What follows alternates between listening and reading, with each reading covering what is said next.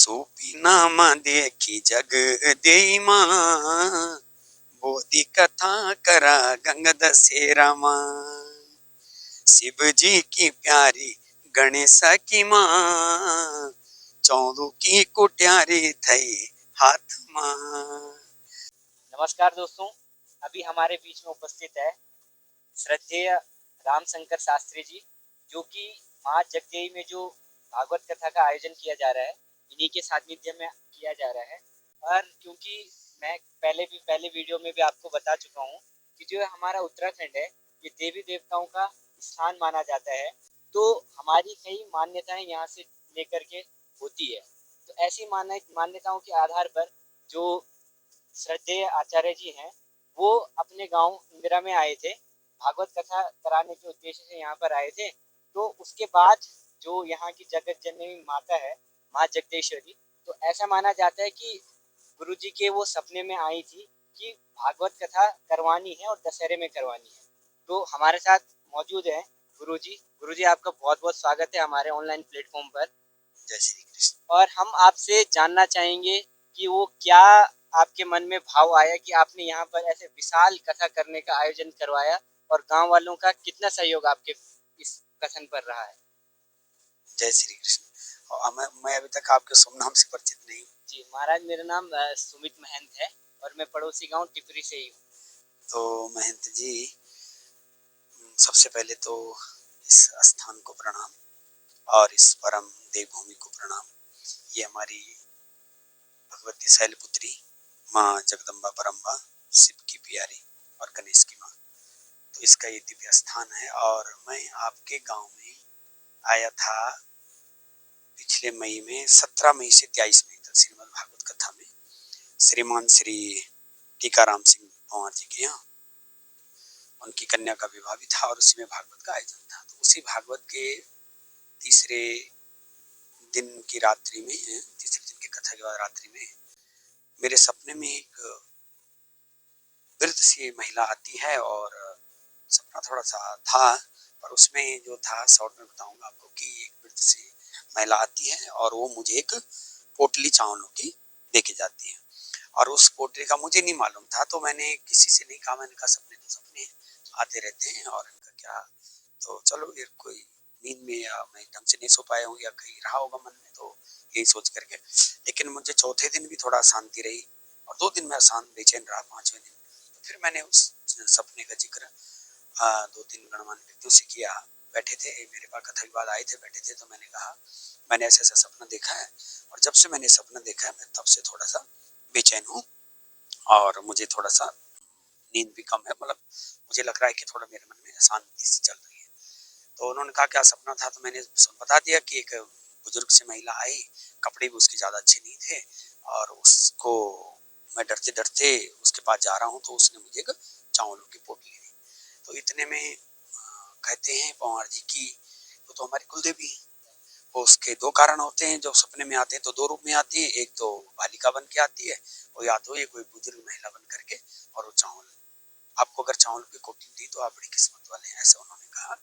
कि ये इस दर्शन के लिए तो हमारे पूर्वजों ने काफी वर्षों तक लोग जाते हैं, मिले हमें उस रूप में दर्शन, पर मिले नहीं। अगर आपको है तो आप बड़े किस्मत वाले। तो मैंने कहा ये मेरा परम सौभाग्य है कि मुझे आपके इष्ट का दर्शन हो गया, तो मैं अपने आप को भाग्यशाली मानता हूँ। तो फिर मैंने कहा कि चलो हम उनके दर्शन करेंगे। फिर हम ध्वजा नारियल लेकर के पहुंचे यहाँ। कथा के बाद हम यहाँ पे आए तो हमने माता को प्रणाम किया और दर्शन किया। तो मैंने स्थान देखा तो बड़ा दिव्य है, रमणीक है। यहाँ इतनी हाइट में चारों तरफ यहाँ माँ भागीरथी के दर्शन है। यहाँ पे भगवान नागराज का जो पंचम धाम उत्तराखंड का, उसके सामने दर्शन होते हैं। यहाँ से हमारा गंगोत्री का जो हिमालय वो पूरा दिखाई देता है और बहुत रम्य है। इधर से हमारा रवांडा जो क्षेत्र है वो सारा, जौनपुर इत्यादि। तो मैंने कहा ऐसा सपने में आए तो माता क्या चाहती होगी। तो फिर मैंने दूसरे दिन जब हम से दर्शन करके गए तो मैंने कुछ पैसे निकाल कर अपने सिरहाने रखे और आप क्या चाहती हो मुझे वो आज्ञा करो। तो फिर माता ने ये कहा कि तेरे पास क्या है, तो क्या चढ़ा सकता है मुझे। तो मैंने सपने ही माँ को कहा कि माँ, देवताओं को हमने सुना है कि अपने गुरु के पास, अपने इष्ट के पास जब भी जाओ, या कोई आपका प्रेमी हो या किसी आप मानते हो जिसके प्रति आपकी श्रद्धा है, अगर उसके पास आप जाते हो तो जो आपकी सबसे कीमती वस्तु है वो उसे अर्पण कर दीजिए। और यही सपने में मैंने माता को कहा, तो माता ने कहा कि सोच तेरे पास सबसे कीमती क्या है, क्या देगा भाई। इतने में सपना खुल गया। और तब तक हमारे यहाँ बहुत अच्छी परंपरा मुझे यहाँ देखने को मिली कि 3:30 बजे जो है हमारे जो दास लोग हैं वो उस तोरू रण सिंह के साथ और ढोल दमाओं के साथ देवताओं की नौबत लगाते हैं। जैसे ब्रह्म मुहूर्त शुरू होता है तो ब्रह्म मुहूर्त का नौबत बज पड़ा। मेरी नींद खुली। फिर मैं विचार किया कि मैंने कहा ऐसा माने कहा तो मेरे पास सबसे कीमती तो भगवान की कथा है। इस कथा से अधिक इस धरती में कोई दूसरी कीमती वस्तु हो नहीं सकती। ये साक्षात भागवत में इसका प्रमाण है कि सुखदेव जी ने जो है अमृत को कथा के सामने छोटा कह दिया। जिस अमृत के लिए भगवान ने 4 अवतार लिए, उस अमृत को भगवान के उस अमृत को जिसके लिए 4 अवतार लिए, सुखदेव जी ने इंद्र को कहा कि तेरे अमृत की तुलना कथा से नहीं हो सकती।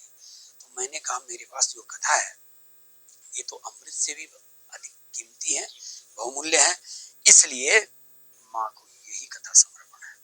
तो फिर मैंने गांव वालों को प्रस्ताव रखा और हमारे गांव में नेताजी हैं, पूर्व जिला पंचायत, इस समय रेवन्यू में भी हैं, तो हाँ गौकर सिंह पवार जी, और वो बड़े माता के भक्त, मैंने ऐसा सुना था। और उन्होंने इस स्थान पे माता का मंदिर का निर्माण या और भी जो अपनी श्रद्धा भेंट की यज्ञ किया, ये मैंने सुना था। जब वो जिला पंचायत बने थे तो उन्होंने बड़े बड़े दिग्गज नेताओं को परास्त किया था।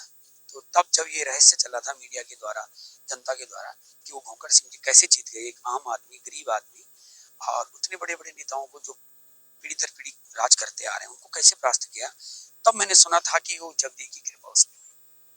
और जो बंदा बाहर से मन बना के गया था कि अमुक प्रत्याशी को वोट दूंगा, उसने भी वहां पे गौकर सिंह को वोट किया। ऐसी माँ ने सबकी मति घुमा दी थी और बहुत वोटों से वो जीते थे।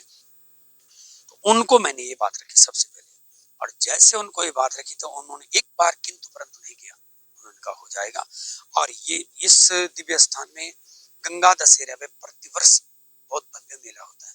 तो उन्होंने ये बात रखी कि यहाँ पे गंगा दशहरा पे बहुत प्रसिद्ध मेला होता है और बहुत दूर दूर से लोग आते हैं। हमारे जो और भाई बंधु हैं जो जौनपुर में रहते हैं, टिहरी जौनपुर में, वो भी आते हैं। और पूरा उत्तरकाशी यहाँ पे टूटता है, अपनी मनोकामना के लिए लोग आते हैं और सबकी मनोकामनाएं पूर्ण भी होती है। इसलिए अगर वहाँ पे करना है तो गंगा दशहरा पे हम प्रोग्राम करेंगे, जिसके लिए कि बहुत, मैंने कहा इसके लिए तो बहुत कम समय है, समय बहुत कम था। ये बात 23 तारीख की थी और गंगा दशहरा 5 जून को है। और ये इसमें कम से कम किलोमीटर का मुझे पक्का अंदाजा नहीं, पर मैंने सुना है कि 5 या 4 कुछ ऐसे किलोमीटर पैदल भी है चलने के लिए। और जो यहाँ पे घोड़े खच्चर के द्वारा सामान पहुंचाया जाता है उनका 500 रुपये किराया भी लगता है। तो जितना आम जगहों में कथा में खर्चा आता है उतना यहाँ पे जो है वो ढलान में जा रहा था, मजदूरी की जा रही थी। तो मैंने कहा इतने शॉर्ट समय में हो पाएगा। तो गौकर सिंह जी ने कहा कि जैसा मेरे साथ चमत्कार वैसे होगा। हाँ, फिर हमने प्रधान जी से बात रखी, फिर हमने ज्येष्ठ प्रमुख जी से बात रखी। तो जिनसे भी बात रखी गई, बच्चे से लेकर बूढ़े तक, किसी के मुंह से ना नहीं। और परिणाम ये हुआ कि आज यहाँ पे यज्ञ के 7 दिन पूरे हो चुके और बड़े आनंद के साथ और बड़े धूमधाम के साथ लोग दूर दूर से आ रहे हैं और खूब आनंद के साथ। और मजे की बात ये है, सबसे आनंद की बात ये है कि जहाँ लोग नीचे गर्मी से परेशान हो गए थे, एसी को कम करके ज्यादा करके थक गए थे, यहाँ स्वेटर पहनेंगे। और आज तारीख कितनी है? 3 जून 2025। अब बताओ, कोई आज हम वीडियो डाल रहे हैं सोशल मीडिया पे, तो हमारे जो मित्र हैं वो कह रहे हैं कि पुरानी वीडियो मत डालो।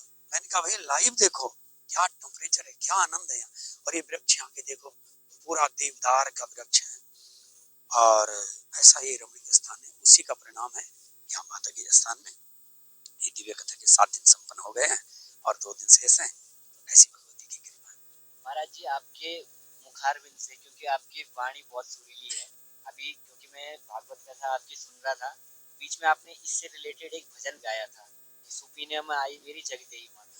तो अगर 2 लाइन आप हमारे दर्शकों के लिए अगर गाना चाहें तो। जी जरूर। वैसे तो कंठ इतना अच्छा नहीं मेरा, फिर भी माता के लिए गाएंगे। सुपीना माँ देखी जग देई माँ, बोधी कथा करा गंगा दशहरा माँ। शिव जी की प्यारी गणेश की माँ, चौदू की कुट्यारी थई हाथ माँ। सोपीना माँ देखी जगदेई माँ, बोधि कथा करा गंगा दशहरा माँ। शिव जी की प्यारी गणेशा की माँ, चौदो की कुट्यारी थई हाथों माँ। क्या बात है महाराज जी, इतने कम समय में इन्होंने जो अपनी रचना करी है, जो इन्होंने सपने में देखा था माँ जगत जननी जगदेवी माता को, तो उनको इन्होंने गायन में भी उसको दिखाया है। और मैं इसकी आपको जानकारी दूं कि जब हम शोभा यात्रा के लिए चले गांव से, तो मैंने अपनी चप्पलें भी गाड़ी में छोड़ दी। और जैसे कि आप जानते हैं कि विगत कई वर्षों से हम चंडीगढ़ में, अब आदत भी नहीं, चंडीगढ़ में रहते हैं, इतने इसमें कंकड़ पत्थर है। मैंने कहा माँ, मैंने सुना है कि जो भी माँ के दर में जाता है नंगे पांव जाता है ना। तो मैंने फिर वहीं पे वो छोड़कर, जैसे हमने शोभा यात्रा आरंभ की, तो बीच में एक छावनी है बैठने के लिए, वहीं पे बैठे बैठे ये लाइनें बनी। और मैंने अपने एक शास्त्री जी से तुरंत मोबाइल लिया और उसी में जो उसको नोट कर लिया, और वो लाइन वहाँ तैयार हो गई। माता जी क्या बात है महाराज जी, ये जगदेवी की प्रेरणा, जगदेवी माता का आशीर्वाद ही आपके ऊपर रहेगा। ये उसी की प्रेरणा है। और थोड़ा सा अब मैं इससे हट करके एक प्रश्न आपसे पूछता हूँ कि जो यहाँ की जो अलौकिक सुंदरता है, बहुत सारे लोग सोशल मीडिया के माध्यम से यहाँ की सुंदरता देख रहे हैं। हम तो क्योंकि यहीं के हैं, तो आते जाते हर टाइम जब भी हमें समय लगता है, हम कोशिश करते हैं कि यहाँ पर आएं, इस स्थान की पवित्रता को महसूस करें, और जो खूबसूरती है इसको निहार करके वापस जाएं। तो ये स्थान आपको कैसे लगा प्राकृतिक सौंदर्य के आधार पर? देखो, दो तरह से है इस स्थान की महिमा, दो तरह से है। हमारे पुराणों में उत्तराखंड का जिक्र किया गया है। तो मेरी अपनी जानकारी के अनुसार, जहाँ बाबा अमरनाथ जी बैठे हैं और जहाँ बाबा गौमुख में शंकर जी बैठे हैं, ये पूरा क्षेत्र उत्तराखंड में आता है। इस पूरे क्षेत्र की अलौकिक और इसकी बराबरी कहीं की नहीं जा सकती है, क्योंकि ऐसी कथाएं हैं कि ये पूरी सृष्टि तो शेष जी के सिर पे है, लेकिन ये जो उत्तराखंड की भूमि है, ये भगवान शिव के त्रिशूल पे है। और काशी, तो जब सृष्टि का लय होगा तो यही जगह बचेगी। ये मतलब उत्तराखंड का क्षेत्र, और वाराणसी काशी का क्षेत्र बचेगा। इसलिए वहां भगवान काशी विश्वनाथ है, यहाँ उत्तर काशी में भी काशी विश्वनाथ, उत्तर काशी विश्वनाथ है। तो ये अपने आप रमणीक हो गई, क्योंकि हिमाचल से तो है माँ का मायका, और यहाँ उत्तराखंड में है माँ का ससुराल। तो यहाँ माँ ससुराल में, यानी वहां माँ का मायका है और यहाँ अपना घर है। तो जहाँ माँ अन्नपूर्णा विराजमान हो जाती है, वो जगह अपने आप, प्रकृति उसको अपने आप को, क्योंकि धरती, हमारे यहाँ भागवत में एक कथा आती है कि धरती जब भगवान गोलोक धाम चले गए, तो वो अपने आप को कोसती कि क्या समय था तब जब स्वयं भगवान मेरे ऊपर अपने पद चिन्ह से मेरा श्रृंगार करते थे।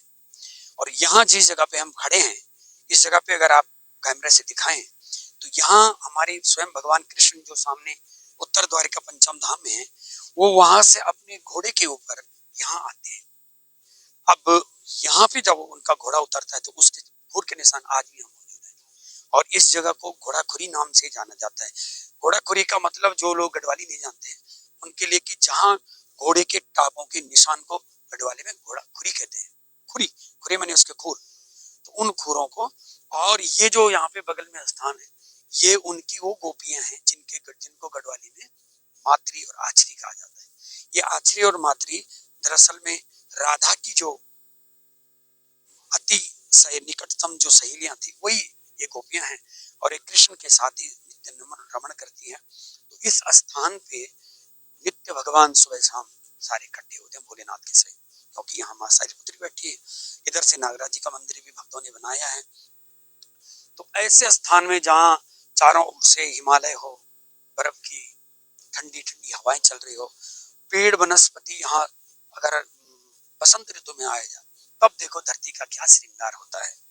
तो उसके लिए हमारे यहाँ जो कवि सम्राट हैं नरेंद्र सिंह नेगी जी, उन्होंने गाना भी गाया है कि मेरा गढ़देश ऋतु बसंत ऋतु माने। इस समय देखो क्या इसकी, तो इसमें किसी भी ऋतु में आओ, पहली बात तो ये है, आपको स्वेटर जरूर लेके आनी है। यहाँ आपको कभी गर्मी नहीं मिलेगी। दूसरी बात, यहाँ पे आपको कोई बीमारी नहीं मिलेगी, कोई पोल्यूशन नहीं है, कोई प्रदूषण नहीं। और तीसरी जो बड़ी बात है, यहाँ के जो लोग हैं, यहाँ किसी प्रकार की भी कोई भी, कोई हिंसा नहीं है, कोई चोरी नहीं है, किसी के प्रति कोई राग द्वेष नहीं है, आपका सामान कहीं गिर जाए खोने का डर नहीं, आपके घर में ताला नहीं लगा है, कोई टेंशन नहीं, आपने गाड़ी का लॉक छोड़ दिया, कोई खतरा नहीं। तो ऐसी इस भूमि में भगवान शिव की कृपा है, इसके सौंदर्य का वर्णन शायद ही कोई शब्दों में कर पाए। बहुत बहुत धन्यवाद श्रद्धेय महाराज जी हमारे साथ जुड़ने के लिए। हम उम्मीद करते हैं कि माता जगदीश्वरी का आशीर्वाद आपके ऊपर भी बना रहे और उन तमाम भक्तों के ऊपर बना रहे जिनकी कृपा से ये देवी भागवत का महायज्ञ यहाँ पर संपूर्ण अभी तक सफलतापूर्वक चल रहा है और गंगा दशहरा के दिन वो समाप्त हो जाएगा। तो गंगा दशहरा के दिन जो दर्शक अभी हमें सुन रहे हैं उनसे आग्रह है कि आप आइए, आप इस स्थान पर आइए। गंगा दशहरा को माँ जगदम्बा का यहाँ पर बहुत विशाल मेला लगता है और उस दिन भंडारा भी आपको यहाँ पे मिल जाएगा। तो समस्त ग्राम पंचायत इंदिरा और गुरुजी आपके इंतजार में यहाँ पर रहेंगे। आप आए इस स्थान में, इस स्थान का आप लुत्फ। इसी के साथ इस वीडियो को यहीं पर समाप्त करते हैं। मैं आशा उम्मीद करता हूँ कि हमारी ये वीडियो आपको जरूर पसंद आई। जय श्री कृष्ण, जय श्री जगदेव।